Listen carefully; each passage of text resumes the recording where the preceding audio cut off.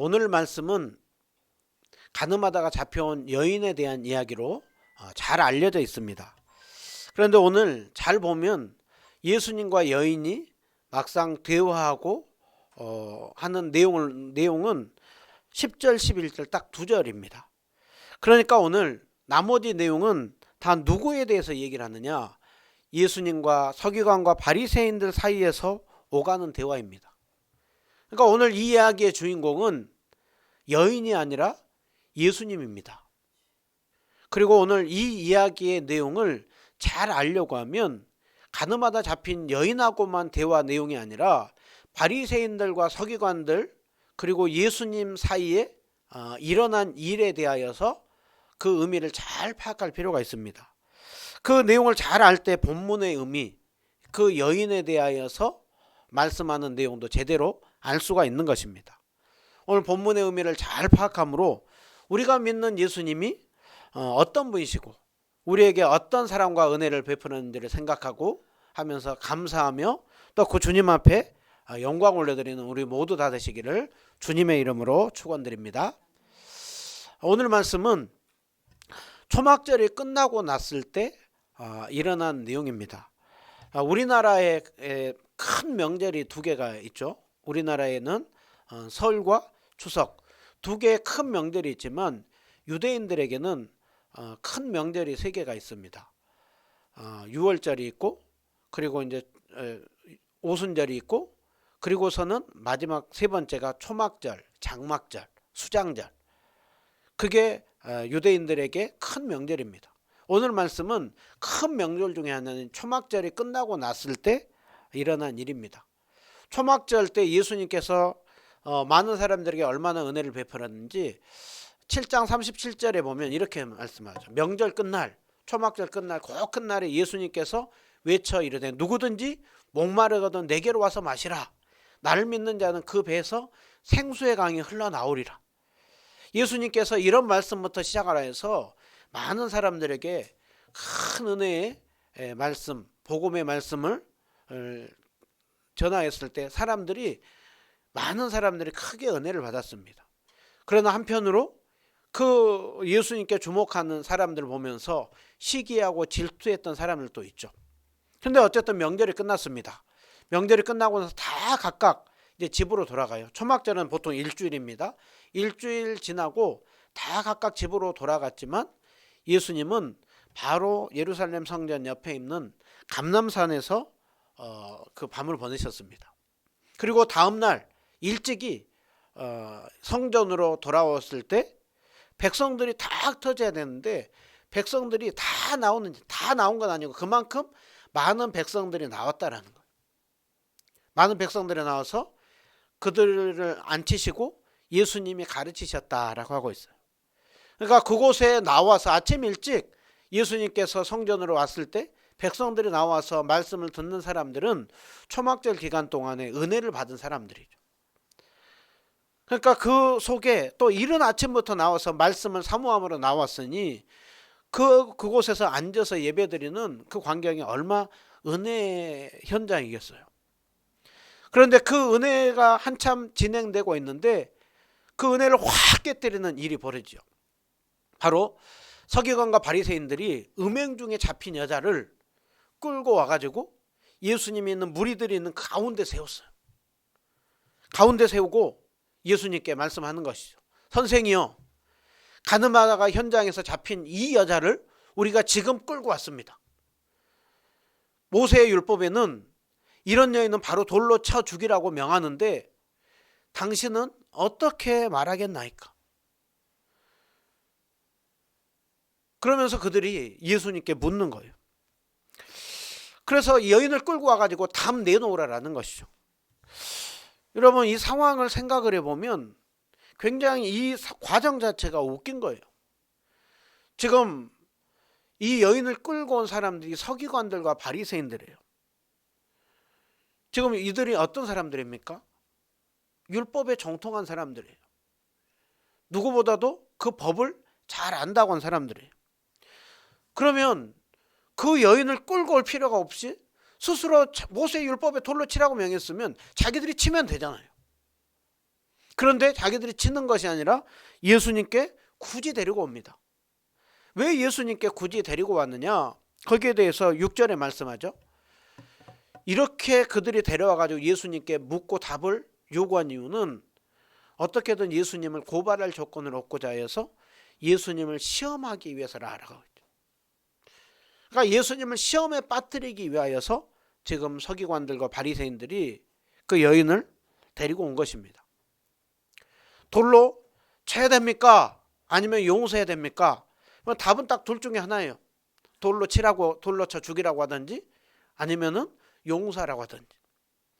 그런데 어떤 답을 내놔도 다 덫에 걸리는 것입니다. 그 당시에 로마가 그 땅을 지배했잖아요. 그래서 그들이 어느 정도의 재판에 대해서는 얘기할 수 있지만 사형 집행권은 로마 총독에게만 있어요.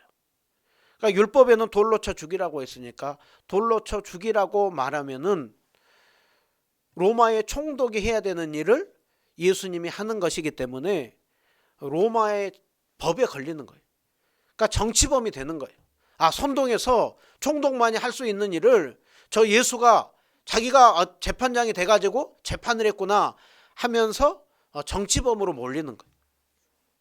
그러면 저 여인을 용서하라고 얘기를 하고 하면 그거는 율법에는 뭐라고 얘기를 하고 있습니까? 분명히 말씀하기를 간음하는 자는 반드시 죽이라. 어떤 남자가 유부녀와 동침하면 둘 다 죽여서 이스라엘 중에 악을 제거하라. 율법에 간음한 여인은 반드시 돌로 쳐 죽이라 라고 하는, 그래서 율법을 어기는 게, 그러니까 한편으로는 죽이라 라고 하면 정치범이 되는 것이고 용서하고 살리라 하면은 율법을 어기는 사람이 되는 거예요. 그러니까 둘 다 덫에 걸리는 그것을 가지고 와가지고 예수님께 묻는 것입니다. 그러니까 이들의 행동은 굉장히 악해요. 여러분 신명기 22장 22절 잘 보면 하나님께서 율법을 준 이유가 뭐라고 하고 있습니까? 둘 다 죽여서 이스라엘 중에서 뭐 하려고요? 악을 제거하기 위해서라고 하고 있죠. 그러니까 하나님은 사람을 막 쉽게 사용하고 즐겨 죽이는 분이 아니에요. 하나님의 의도는 뭡니까? 하나님의 의도는 죽이는 데 목적이 아니라 그 가운데 모델로 보여주면서 악을 제거하는 것이 목적이에요. 성경에 하나님이 우리에게 율법을 준 이유는 첫 번째로는 우리가 거룩하게 살기를 원하는 거예요. 율법을 보면서 이렇게 살면 안 되는구나, 저렇게 살아야 되는구나 하면서 우리가 거룩한 삶을 살기를 원하는 거예요.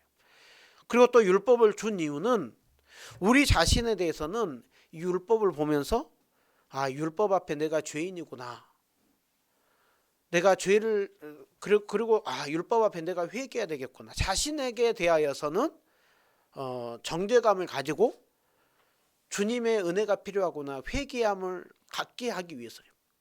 그리고 그 율법은 다른 사람을 향하여서는 우리가 십계명, 우리가 강해를 듣고 있잖아요. 십계명의 큰 두 개가 핵심적인 게 뭐라고 했습니까? 하나님 사랑, 이웃 사랑이라. 그러니까 율법을 준 이유는 자신에 대해서는 엄격하게 되면서 죄인임을 깨닫는 것이요, 다른 사람을 향하여서는 긍휼히 여기는 마음, 사랑하는 마음을 가지도록 율법을 준 거예요. 그런데 지금 그 율법을 이들이 가지고 지금 이 여인을 정죄하고 있어요. 그러면 자신들에 대해서는 어떻다라고 생각을 하는 것입니까? 자신들은 의롭다라고 생각을 합니다. 자신들은 의롭다 생각하고 저 여인은 정죄받아 마땅한 여인이라 하고 생각하고 하고 있고, 그리고 율법은 주님 앞에서 거룩한 삶을 살라고 주고 있는데 그거를 예수님을 덫에 걸려서 잡아 죽이려고 하는 굉장히 악한 의도로 율법을 사용하고 있는 것입니다. 그러니까 이들의 의도가 굉장히 악한 것이죠. 그렇게 와서 선생님 어떻게 할 것입니까? 라고 했을 때 예수님께서 한 행동이 몸을 굽히사 손가락으로 땅에 쓰셨다라고 하고 있어요. 당신은 어떻게 할지 말하세요 라고 하는데 예수님은 몸을 굽혀서 손가락으로 땅에 글씨를 쓰십니다. 그런데 그들은 계속해서 예수님께 묻기를 마지 않는 거예요. 아니 어떻게 하는지 말하라고요. 대답하시오. 그런데 예수님은 계속해서 쓰고 있습니다. 그럼에도 불구하고 계속해서 대답하시오 라고 물으니까 예수님께서 글씨를 쓰다 말고 일어나서 그리고 그들 향하여서 말씀을 하는 것입니다. 너희 중에 죄 없는 자가 돌로 치라. 그렇게 하시고 예수님께서 다시 몸을 굽혀서 손가락으로 땅에 쓰셨다라고 하고 있어요. 다시 한번요. 잘 보면 예수님의 행동을 보세요. 물으니까 예수님이 몸을 굽혀서 손가락으로 글씨를 쓰셨어요. 계속해서 답을 요구하니까 일어나서 죄 없는 자가 돌로 치라. 그리고 다시 몸을 굽혀서 다시 손가락으로 땅에 글씨를 쓰셨다라고 하고 있습니다. 자, 예수님이 무슨 내용을 썼을까요? 무슨 내용을 썼는지 성경에 안 나옵니다. 그런데 적어도 무슨 내용을 썼을지는 그들이 보인 반응 구절을 보면 알 수가 있어요. 여러분 구절을 보시면은요. 이렇게 말씀하죠. 그들이 이 말씀을 듣고 양심의 가책을 느껴 어른으로부터 시작하여서 젊은이까지 하나씩 하나씩 나갔다라고 하고 있죠. 자, 구절은 굉장히 자세히 설명해요. 그들이 예수님 말씀을 듣고 그냥 다 갔다 하지 않고 이 말씀을 듣고 양심의 가책을 느껴 어른부터 젊은이까지 하나씩 하나씩 갔다는, 죄 없는 자가 돌로 치라라고 해서 순순히 쉽게 싹 물러났다라고 하고 있습니까? 아니면은 천천히 한 명씩 한 명씩 나갔다라고 하고 있습니까?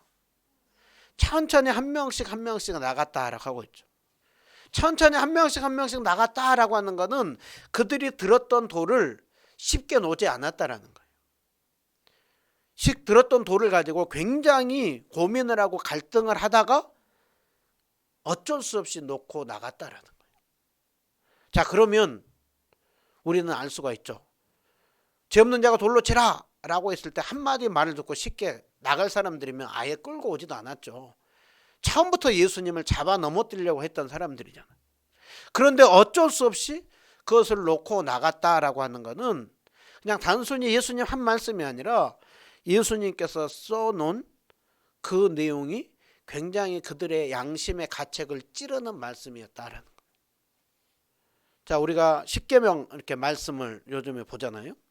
십계명을 쉽게 외울 수는 있습니다. 그런데 제가 십계명 한 계명 한 계명에서 6계명까지 우리가 이렇게 풀었잖아요.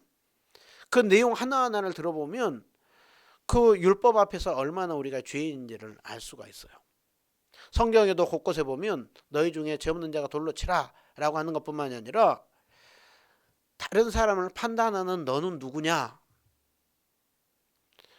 그런 말씀이 있는가 하면 원수는 사랑하고, 원수, 성경엔 미워하라고 했지만 원수까지도 사랑하고 그를 위하여서 기도하라 라고 이렇게 하고 있죠. 함부로 다른 사람에 대해서 판단하지 말라, 함부로 나가라는 자, 함부로 미련하다고 하는 자, 거기에 대해서도 주님께 심판할 것. 그런 내용들 하나하나가 우리에게 때로는 양심의 걸림이 되듯이 그들에게 걸림이 됐다라는 거예요. 여러분, 예수님이 쓴 내용 하나하나가 굉장히 그들에게 돌을 놓을 수밖에 없었던 굉장히 강한 말씀이었다라는 거예요. 또 예수님께서 마치 손으로 글씨를 쓰는 것은 시내산에서 하나님이 친히 손으로 글씨를 써서 십계명을 그들에게 주는 것처럼 예수님이 친히 그들로 하여금 율법 쓰는 것을 보여준 것입니다.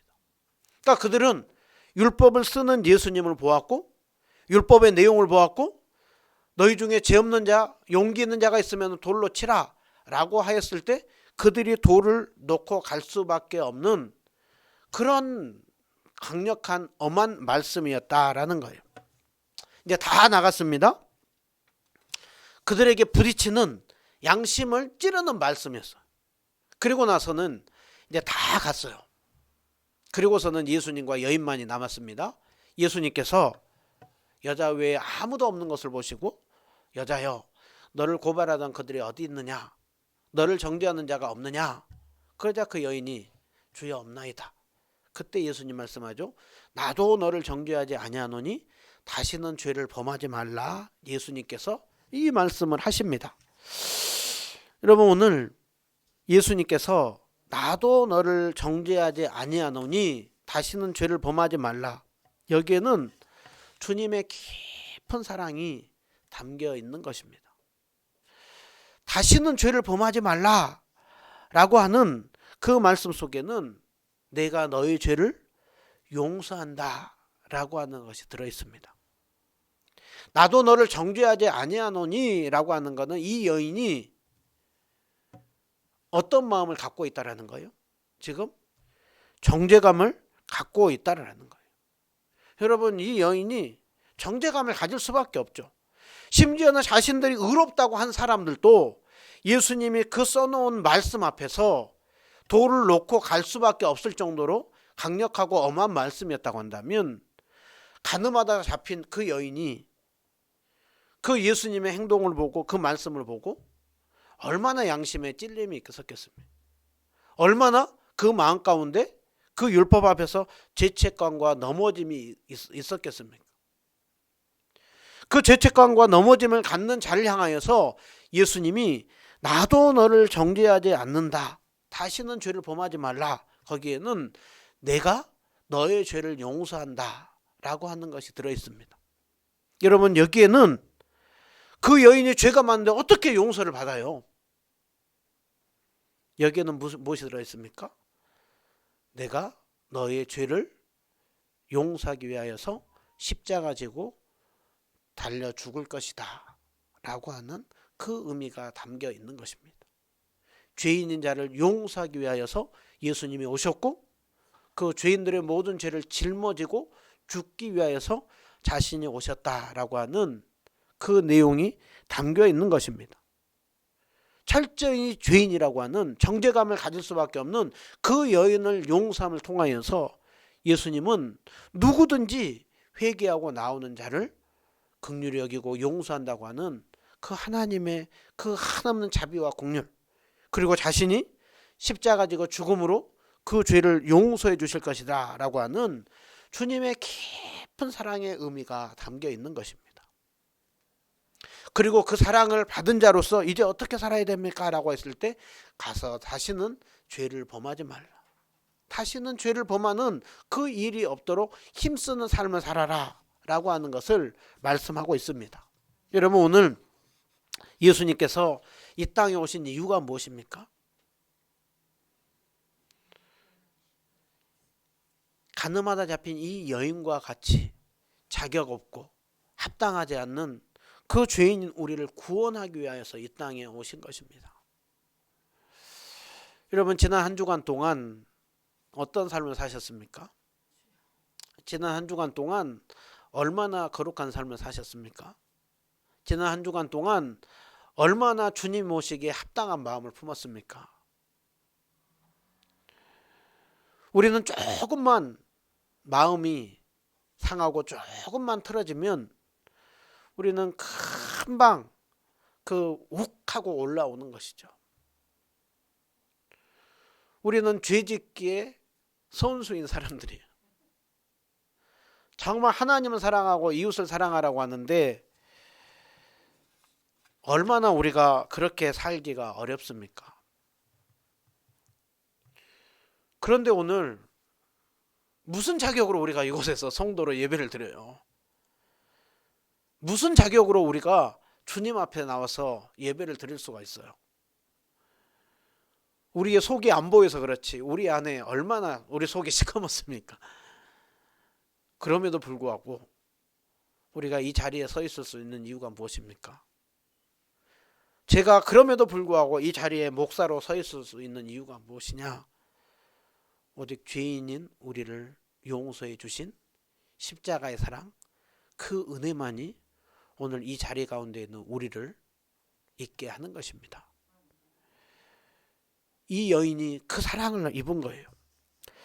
자, 우리가 그러면 이 여인과 같은 자를 향하여서 주님이 정말 그렇게 긍휼히 여겨주신 사랑의 마음을 보았습니다. 그러면 우리가 방향을 돌려가지고요, 자신을 시험하려고 했던 서기관들과 율법 바리새인들을 향하여서 예수님은 어떤 마음을 가졌을까요?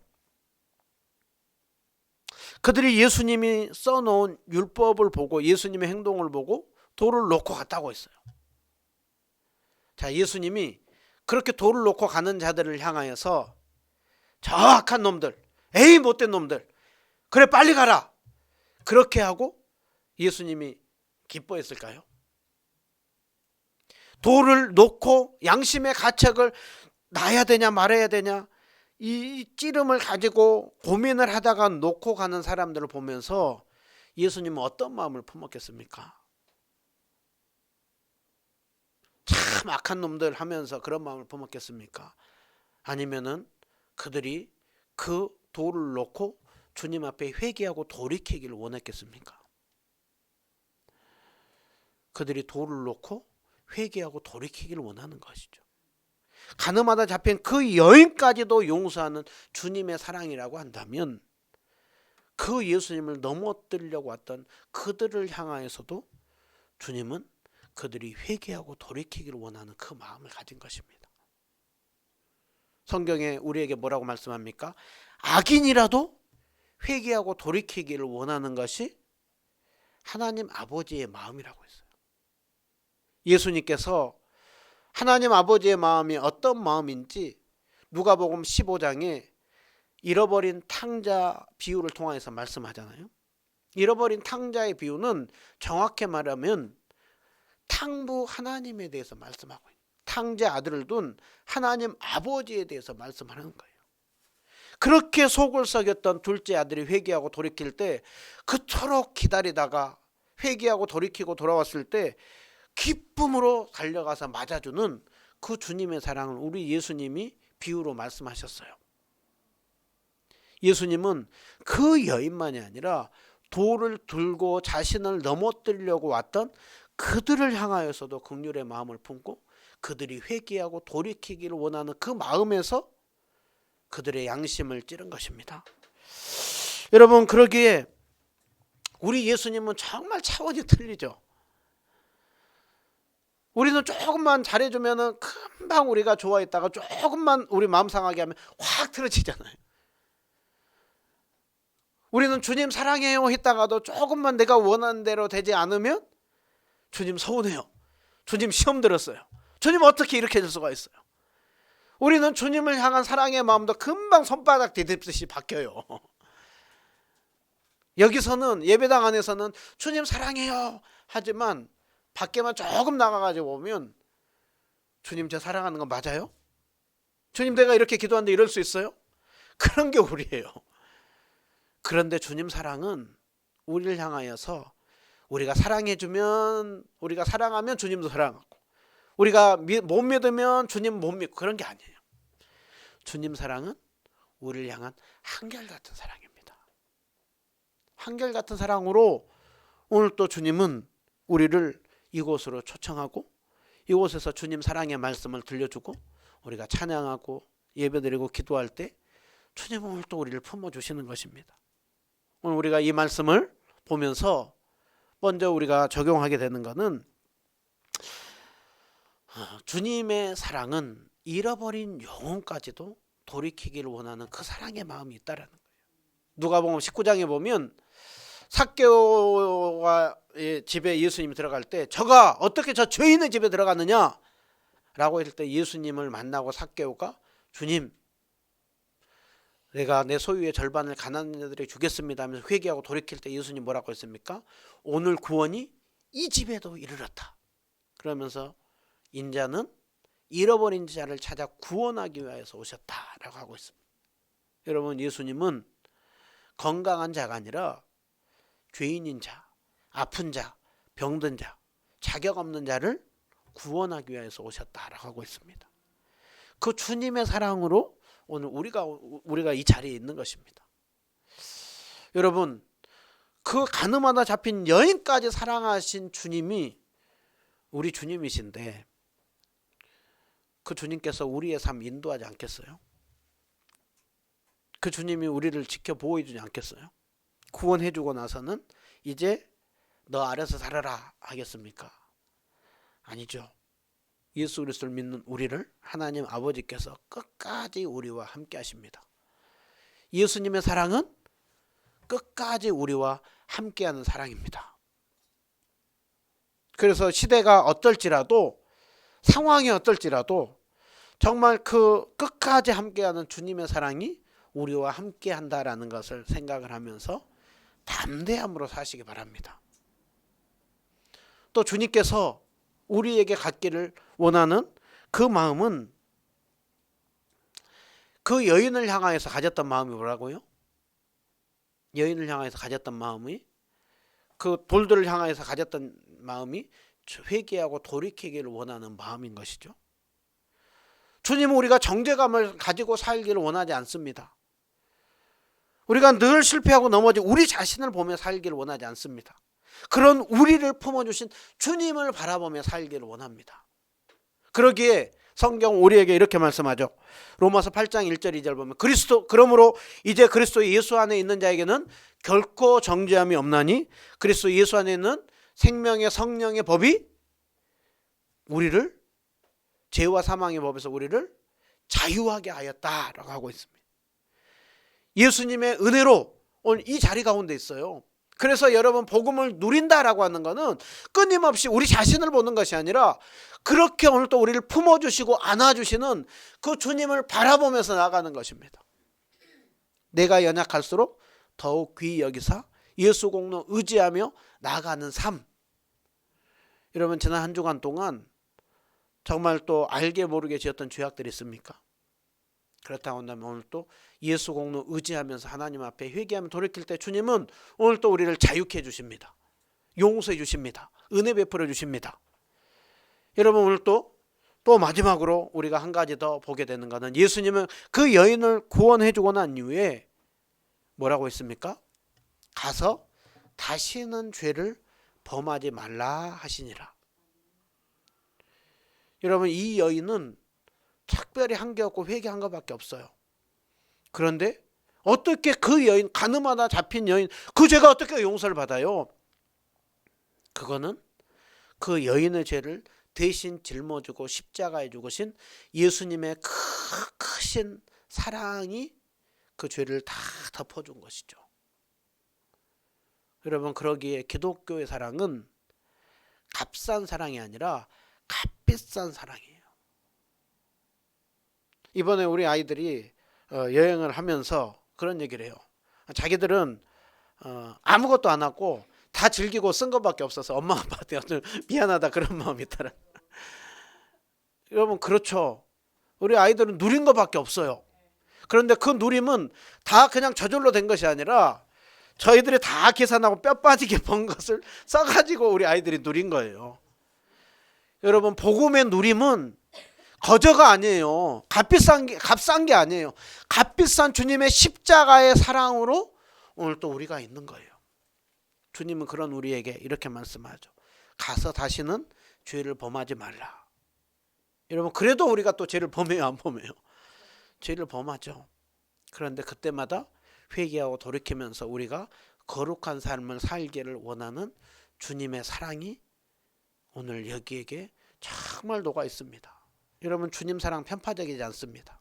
그 여인뿐만이 아니라 서기관들과 바리새인들까지도 회개하고 돌이키기를 원하는 주님의 사랑이 이곳에 녹여져 있습니다. 오늘 그 사랑이 우리를 덮고 있습니다. 그 사랑으로 우리는 하나님의 자녀가 되었습니다. 우리가 세상 속에서 어떤 삶을 살아야 되겠습니까? 은혜 받은 자로서 거룩한 삶을 살기를 힘써야 되는 것이죠. 우리 5번째, 선교적 삶이라고 했잖아요. 부르신 그곳에서 우리는 움직이는 교회로 보이지 않는 하나님을 보여주는 삶을 살기를 힘쓰며 살아가는 것. 그것이 값싼 은혜가 아니라 값비싼 복음의 은혜에 합당한 삶입니다. 먼저 우리에게 은혜를 베풀어 주시고 은혜 받은 자로서 이제 거룩한 삶을 살라라고 하고 있습니다. 그 은혜에 감사하며 주님 사랑이 우리를 덮고 있음을 알면서 그 구원받은 자로서 합당한 삶을 사는 우리 모든 성도님들 다 되시기를 주님의 이름으로 축원드립니다.